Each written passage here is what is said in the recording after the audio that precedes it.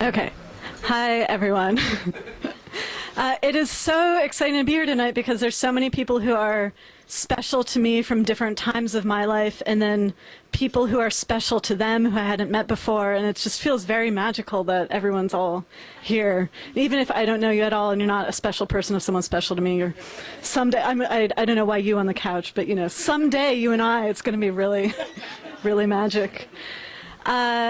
But yeah, and then I just want to thank Paul, who I loved your reading so much, and it's always amazing when there's like real simpatico with the person you're reading with, and to read with someone who has the same love, respect, admiration for Sydney Bristow, as well.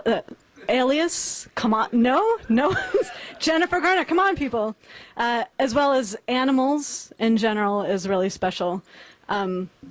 So yeah.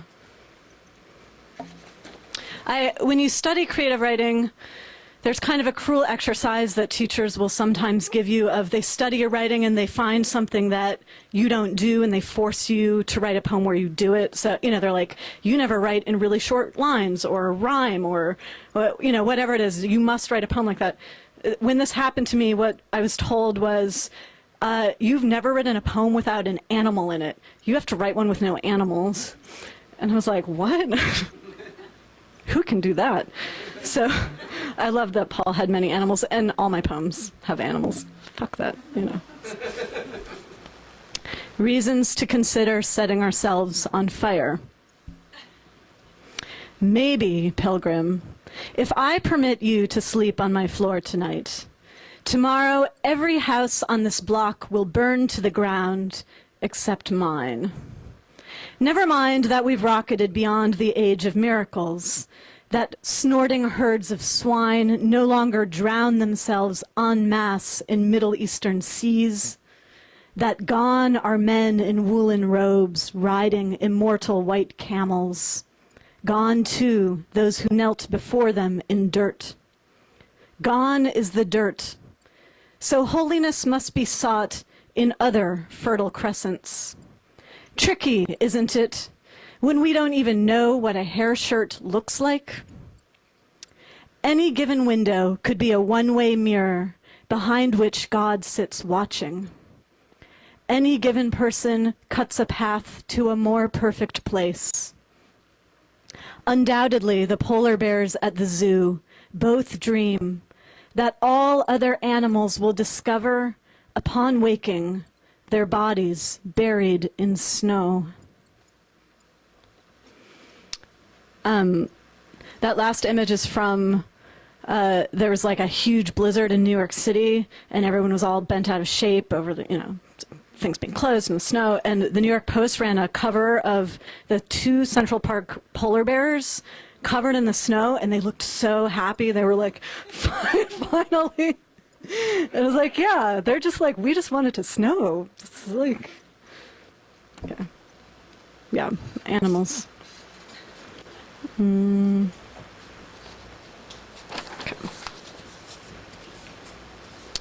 Protective measures will prevent costly disasters. I blackened the loops of each word in the letters you posted every month, trying in vain to find traces of fraud. That was discouraging. The doctors politely masked their laughter, but it would be madness to suppose they were innocents in the plot. The animals act as if they sleep at night, but the wolf yard is not secure. Next door, hens collapse in fits of nerves, dander thickening the air. Tigers pace beneath trellised steel, over which decorative vines are trained. Subduing defiance is the role of ornamental shrubbery. Or is it to obscure danger? The dinner gong smothers shots in the basement, metal forks pulsing as we eat our peas. The risks of a sudden move are revealed by its fruits. The significance of fruit is signaled by their colorful skins. What else is an apple, if not a terrible warning? I draw deep on my sense of mistrust. I've warned you not to wait for the hunter before hiding. And I've alluded to the inadequacy of the Antelope House a dozen times in previous missives. You make me spell things out. As both an animal lover and a lover of weird old ephemera, the two came together in the ultimate find of all time, which was this 1910 report of the Smithsonian Institute, where all different branches had to write in with the state of their organization. And it included this huge letter from the National Zoo, which had just been open a year, about how everything was going so far. And it had a great, 3 pages on the inadequacy of the Antelope House, which I just thought was amazing. Also, actually, from that same, I steal a lot of lines from these old ephemera. It's so wonderful.